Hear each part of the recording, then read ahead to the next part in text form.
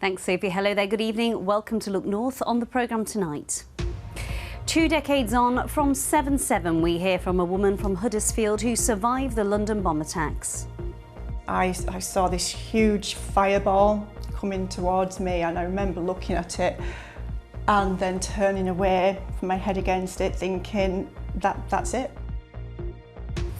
3 of the bombers were British-born men from Beeston, Holbeck and Dewsbury.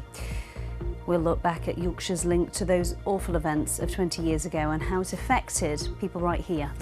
Also tonight, inspiring the next generation of sporting stars, a state-of-the-art fitness centre in honour of Rob Burrow. And another heat wave is on the way across our region with increasing amounts of sunshine and some really quite high temperatures later this week. Join me for the very latest.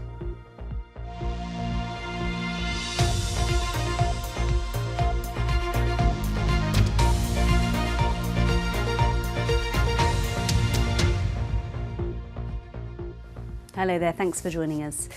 20 years ago, a group of men travelled from Leeds carrying rucksacks full of explosives and attacked central London, killing 52 people and injuring hundreds more. Today, victims' families and survivors have gathered to mark the 20th anniversary of those bombings. In a moment, we'll hear from a Huddersfield woman who was on one of the bombed trains. But first, here's a reminder of how that day unfolded and how the shockwaves of those attacks soon came to be felt right here in Yorkshire. London under attack. 33 confirmed dead. 4 explosions in total, 3 on the capital's underground trains. Emergency workers are still at King's Cross Station tonight, where 21 people died.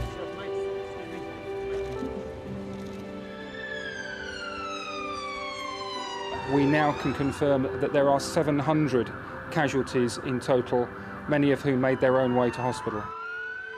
Londoners had been warned about an attack. They hoped it would never happen. But today it did. It was just people screaming and wailing that people are dying in here, help us, help us. Within minutes of the first, a second device went off near King's Cross. Move away from the area. Move away from the area. The death toll could well rise because there are many casualties. At the moment, we don't know whether or not this was suicide bombers. The bombers who brought terror to London were from West Yorkshire. They caught a train to the capital and planted the bombs that killed more than 50 people. Police raid 5 addresses in Yorkshire. They say it's directly connected to the London attacks. South Leeds, the home of Western Europe's first suicide bombers. Totally shocked. You know, you hear about it, don't you? But you don't hear about it. You hear about it somewhere else. You just can't believe it, so near home. Things like this happen miles away. You know, the guy's a terrorist, and there's no place for terrorists in this country.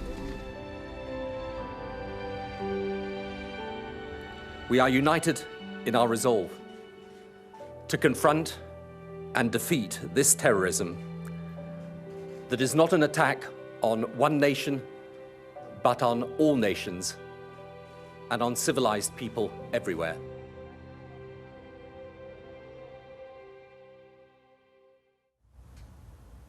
Well, events have been taking place across London today to mark the 20th anniversary of the bombings. A minute's silence was held at 3 underground stations and at Tavistock Square. There was also a wreath-laying ceremony in Hyde Park and a national service of commemoration at St Paul's Cathedral. Among those attending the events was survivor Julie Imrie from Huddersfield. She'd been sitting in the front carriage of a packed train when one of the attackers, Jermaine Lindsay, detonated his bomb just after it pulled out of King's Cross Station. She's been speaking to our Home Affairs correspondent, Emma Glasby. I started reading my book, and within seconds I heard a blast. Something shot me, well, I bent forward, something propelled me forwards, and I remember being blasted backwards. My eyes were forced shut, and I remember thinking to myself at the time, I'm having a nightmare, this is not real. Julie, you need to wake up right now, you need to wake up. I opened my eyes and it wasn't a nightmare, I was there. I turned to my right to look at where this sound had come from, and I saw this huge fireball coming towards me, and I remember looking at it and then turning away from my head against it, thinking that's it. Everything was just still, dark, smoky, and then the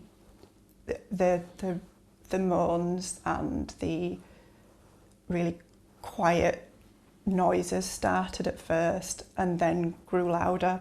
People were screaming for help when that stillness had stopped. There was a gentleman sat right in front of me and his legs were entwined with mine. We started speaking and said hello, we introduced ourselves, and he said, you know, my name's Paul Mitchell. And it became clear that his leg was very seriously injured and he was losing a lot of blood. I took my coat off and made a tourniquet around his leg and tied that, and people passed down different items that we could use to wrap around his leg to try and sort of stem the flow of blood. I remember looking at some of the other injured passengers and passengers who had deceased, and that was incredibly upsetting, incredibly traumatic. And when I reflect and look back on what happened that day, I very much see it as I was in the right place at the wrong time. Can you describe how you felt when you found out who had done this? When I found out that the suicide bomber who had bombed my carriage was Jermaine Lindsay, it was a moment of, hang on a minute, this is somebody who's grown up very close to where I grew up, within miles. You've travelled to London and you've tried to kill me and other people and committed the most atrocious act. Again, it was that disbelief and shock and anger. You must look back and feel some pride in how you responded that day, not just to helping Paul, but to trying to reassure people. I do feel proud of myself and how I managed the situation. Paul, we saved his leg and ultimately his life, and he always thanks me every July the 7th, and I remember when he got in touch to tell me that he was going to be a dad and how emotional and how pleased I was for him. You know, I really firmly believe that on that day I was very much in the right place at the wrong time, and I'm so glad I was able to help and do what I could in that position. Gosh, a very moving interview there. A doctor from North Derbyshire has also been recalling his experience of what happened in London 20 years ago. Dr. Peter Holden was working just 50 metres from the bus explosion at Tavistock Square. He says he had to make some difficult decisions about prioritising injured patients. There is, however, a thing called priority 1 expectant or priority 4. That's where you've got somebody who is so badly injured, their chance of survival is next to nothing. If you spend all your time on them, others will lose their lives for want of simple interventions. Priority 4 has only ever been declared once in civilian practice, to my knowledge. I had to do it that day for 2 patients. And it sticks. It haunts me. One of the senior police officers involved at the time describes the bombings as something that changed not only the policing of terrorism, but policing in general. Dick Rothwell was a chief superintendent for West Yorkshire Police and says it was shortly after the bombings that links were discovered back to Leeds, where 3 out of the 4 bombers grew up. Investigations led police to Alexandra Grove in Burley, where a bomb factory was found inside. That first issue was one of safety. And to try and make that very, very safe. The second thing is what intelligence that gives us. So the preservation of the scene and investigating that, along with the Metropolitan Police, was absolutely crucial. It ramped everything up, it made everything very real.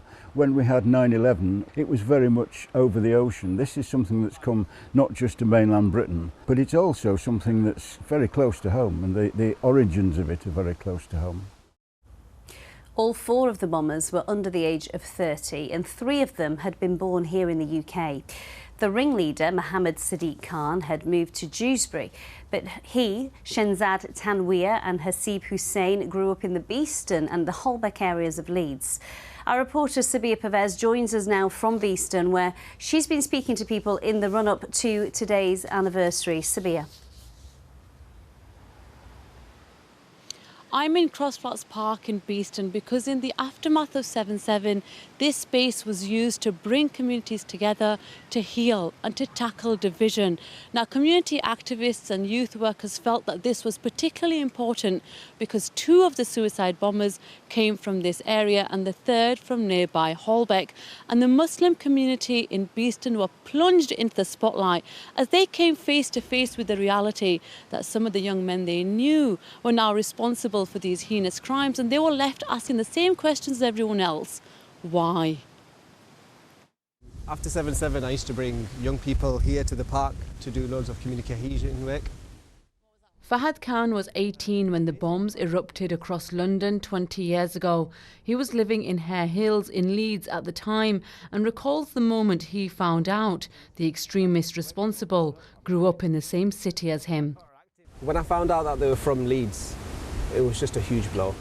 It changed the stereotypical narrative of what a terrorist looked like to someone who was British born, English clothing, backpack, and you know, as a school student, as a sixth form student, I used to go to school every day with a backpack on. It changed that narrative to someone who looked like me, and that is a lot to deal with. Fahad felt the need to engage with the young people in his community and after sixth form started volunteering at the Hamara Centre, a youth centre in the heart of Beeston where the suicide bombers had once frequented. After 7/7, I took the view of engaging. I wanted to do something, say something, articulate my voice, express my own views, but also on behalf of the community. We were talking to young children that have grown up in very deprived communities, often first generation British born, like myself, have a disconnect sometimes with parents, language barriers, etc., things like that, not often feeling supported on how to deal with these huge things that are happening in the country.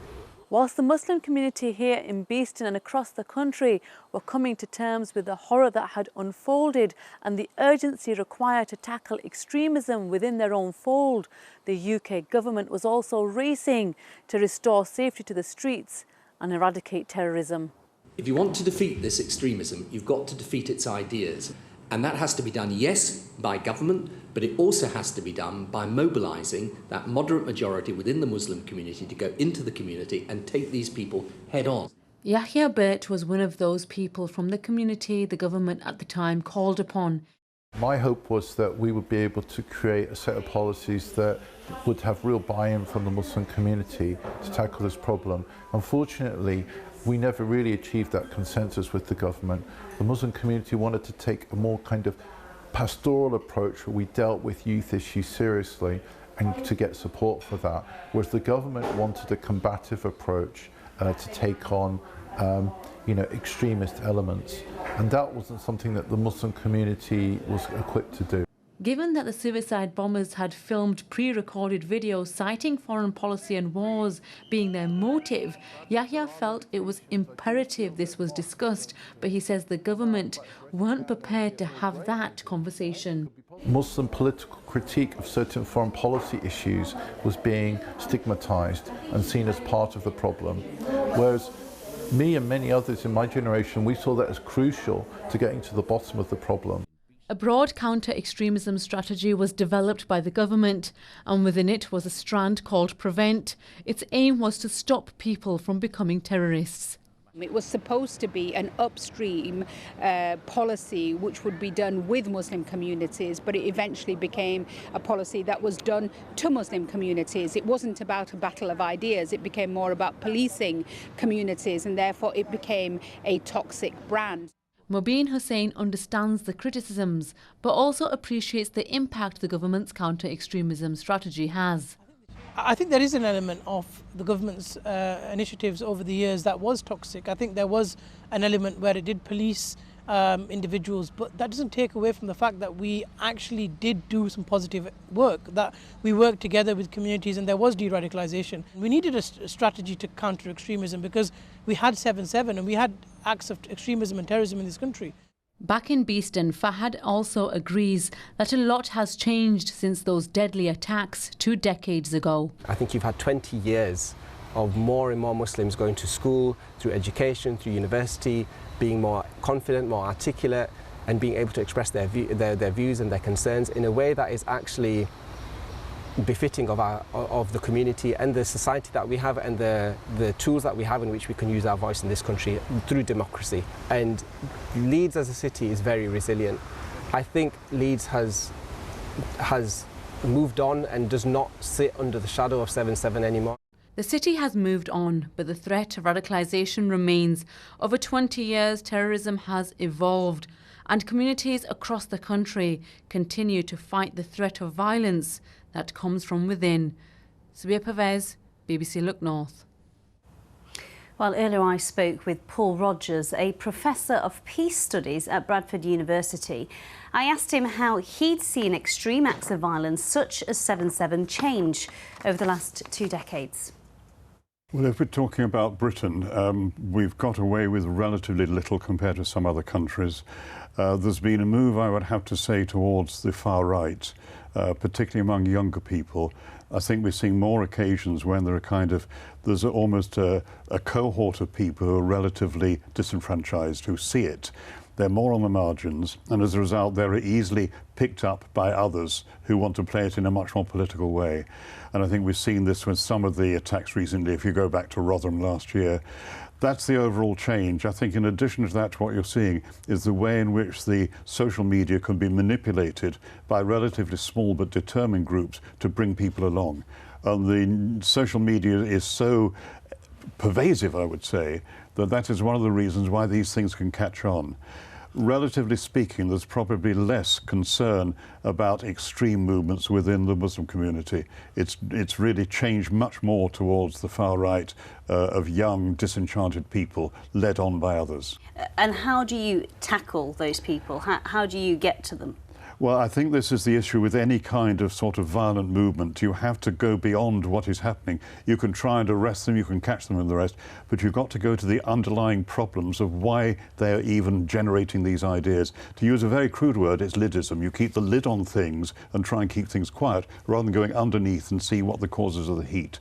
If you can do that, then you're really making progress, but that isn't too common, I'm afraid. These bombings 20 years ago had a real lasting impact on the community, didn't they? Yeah, they did, absolutely. I mean, particularly, I think, among Muslims who found it a very difficult time. One of the complications of the time was, it was quite controversial, many people sought to link it with what was happening in Iraq, the war in Iraq. And it's quite true that one of the suicide videos actually pointed out that, you know, essentially it was what was going on in the Middle East and Britain's involvement. The government was very unhappy with that spreading around, but there's some truth in it. And very briefly, what does the government need to do? The government really has to go down to working out what the real problems are underneath, and that probably means some very big changes. We have to put it bluntly, and it's easy to say, we have to create a fairer society. Paul Rogers, thank you for your time. Thank you. Let's take a look at some news now away from 7/7. And a teenager was happy and just talking to friends moments before he was stabbed to death at school, a jury has heard. Harvey Wilgoose was killed at All Saints Catholic High in February. A 15-year-old boy who cannot be named is on trial for his murder. A fellow pupil told the court Harvey was talking to friends when the defendant came out of class. She said Harvey asked him, "Have you got a problem?" And the defendant then punched Harvey before stabbing him twice. The 15-year-old boy admits manslaughter but denies murder. Firefighters in the Yorkshire Dales say thoughtless parking blocked their route to an emergency call. This crew were forced to reverse and find an alternative route.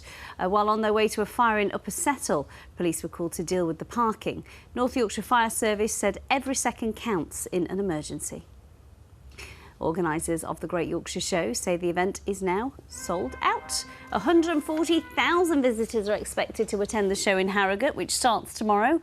Alongside traditional attractions, new spectacles on show this year include Britain's Fittest Farmer competition, which focuses on the importance of physical and mental well-being.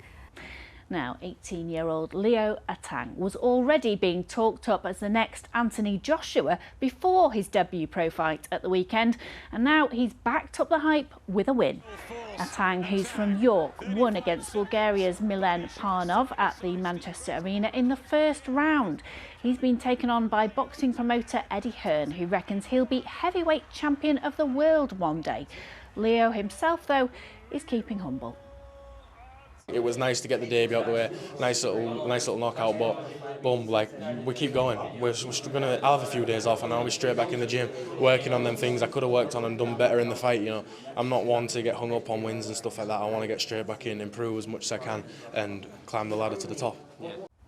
Keep an eye on him, one to watch, I think. Back to you, Amy. Absolutely. Now, here is a sport I've not heard of before, Sally. More than 600 people took part in the Oxenhope straw race competition yesterday. Well done if you were one of them. Now, they had to carry 20-kilogram bale of straw along a 2.5-mile course in pairs, in fancy dress. And in the rain as well. One of the competitors was Olympic gold medalist and local lad Alistair Brownlee, dressed as Donald Trump, no less. I've had a long career in professional sport, but also been brought up in this area doing fell races and everything over the years, and this has always been something that I've seen and never been able to do, and now I've got the opportunity to do it. So it's great to be here at the very famous Oxenhope straw race. See, when you retire from one race, many doors open, don't they? And talking with fitness, a suite has been opened at Rob Burrow's former school in Castleford in memory of rugby league legend who died last year following his battle with motor neurone disease. It was officially opened by Rob's wife, Lindsay, and former teammate Jamie Jones Buchanan. Michelle Lyons went along.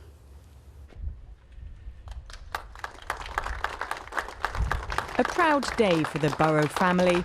The official opening of a new fitness centre at Airedale Academy in Castleford in memory of former pupil and rugby league legend Rob Burrow.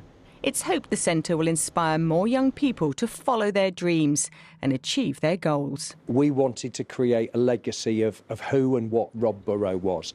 Those words, dare to dream, are so important to us as a trust and for the individuals who will come through these doors and train in what is an amazing facility. And hopefully those words will resonate with everybody as they are working towards whatever their dreams may be in years to come.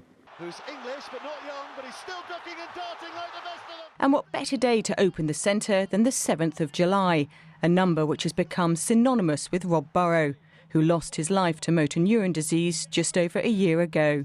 This is his high school where he came, and I think for them to honour Rob's legacy is really special. I just feel really proud, and I know Rob would be equally as proud if he was here today. Friend and fellow teammate Jamie Jones Buchanan says it's a great legacy that Rob's left behind. Sport brings people together. It galvanises relationships, forges great memories. And amidst all the silverware that we win, I think it's the people that we go on that journey with that becomes the real treasure. As well as the opening of the new fitness centre, the school played host to the first Rugby League varsity tournament, set up in Rob's memory, bringing together 250 pupils from 9 secondary schools across the Castleford Academy Trust. The legacy of what Rob's left is around us all. I think he's left a personal inspiration to every single person who's playing today. He was an inspiration to everyone in the academy and all the players that play rugby and rugby league and even rugby union of some sorts. And he is just a massive legend that everyone looks to us, and us as a school genuinely look to us as well. I'm so thankful. It's really amazing that people get to come together and just have fun and remember this amazing person. My dream's to play rugby in Australia, and I want to play for Great Britain like he did and everything, and hopefully get to Leeds Rhinos like he did. The tournament will become an annual event to be held on the 7th of July every year to celebrate teamwork, sportsmanship and the spirit of rugby that Rob so passionately championed. Michelle Lyons, BBC Look North, Castleford. Yeah, Rob would love that, wouldn't he? Paul's here now with the latest. More heat on the way, I hear, Paul. We've been spoiled, haven't we, so far this year? We have. It's right, heat wave on the way from Thursday, so enjoy the fresh air while you can, because I think 30 degrees on the cards later this week. Just a couple of pictures. I thought the sky was fantastic there. To the west of Sheffield, I think that's the Bradfield area. And a very special place there, the River Wharf in Grassington, looking very nice indeed. If you've got any pictures you'd like to send them to me, the address is are on your screen right now. So it really does look like a lovely week, although again we will see that heat building. If you don't like the heat, this week is not for you. Tomorrow dry with some sunshine. Let me show you what's happening though. This fresher northwesterly will give way yet again to high pressure ridging in from the southwest, and it looks like there's going to be very little cloud. There'll be light winds, so temperatures will rise quite smartly from Thursday for Friday, the weekend, and into early next week, and hardly a drop of rain in the forecast. Now, there's the satellite picture. There are some showers up there across Northumberland. They're going to push southward, so they could affect some eastern parts of our region for a time tonight. One or two further west, but I think certainly the second half of the night will be dry with clear spells. Enjoy the fresh, cool air tonight. It's not going to last. Lows down to 7 or 8 degrees. So tomorrow's high water times in Scarborough at 3:17, Bridlington at 3:37. So there will be some patchy cloud around tomorrow, especially in the morning towards the coast, but further west it's a beautiful start with unbroken sunshine, and really that's the name of the game tomorrow. Lots of blue sky and sunshine, and all parts will be dry. Pleasant enough temperatures, peaking 22, 23 degrees with a light or moderate northwest wind. Sunny on Tuesday evening. Let's have a look at that all-important further outlook. Partly cloudy at times on Wednesday, but with some sunshine. Thereafter, though, sunshine all the way. Light winds, temperatures really rocketing Friday into Saturday, 29, 30 degrees. And that heat hangs on early next week. That's the forecast. You love that, don't you? I love that. I'm going to be rolling barrels and pulling trucks tomorrow at the Yorkshire show. If you fancy joining me, no thanks. Are you sure? I can put your name down if you want to. I'm washing my hair. We're on at the latest time of 7:25 tomorrow, but I do hope you'll still join me to see me pull those trucks. I'm sure it'll be worth it. Bye-bye for now.